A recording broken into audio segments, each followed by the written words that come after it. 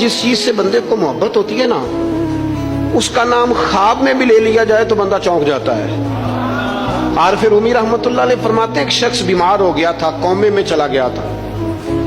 वो कई लोगों ने कोशिशें की पर वो शिफा नहीं होती थी। बाप उसका बहुत बड़ा आदमी था, मालदार था, तो उसने एक बड़े तबीब को बुलाया। उसने कहा इसका पता तो करो, मामला क्या, कैसे ठीक हो सकता है। तो वो तबीब कहने लगा कि ये ना किसी से मोहब्बत करता है, जिससे मोहब्बत करता है उससे बिछड़ गया है और उस गम में इस कैफियत में चला गया, दवाइयां शवाइयां असर नहीं करेंगी।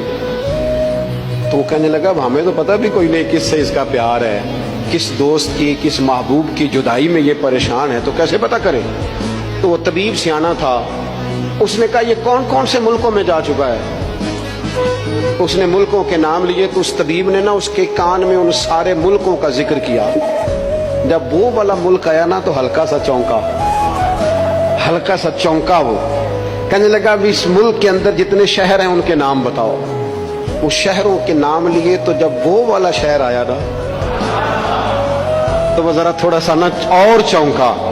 कुछ उसने अब हाथ पैर भी हिलाने शुरू किए। कहने लगा अब उस शहर के अंदर जितने मोहल्ले हैं ना, उन मोहल्लों के नाम लो।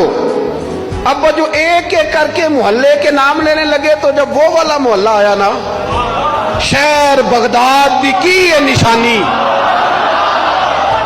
उच्चियां लम्मियां चीरा, शहर बगदाद दे टुकड़े मंगसा ते करसा मीरा मीरा। आरिफ रूमी कहते हैं वो जब उस मोहल्ले का नाम आया ना तो वो पूरा चौंक गया।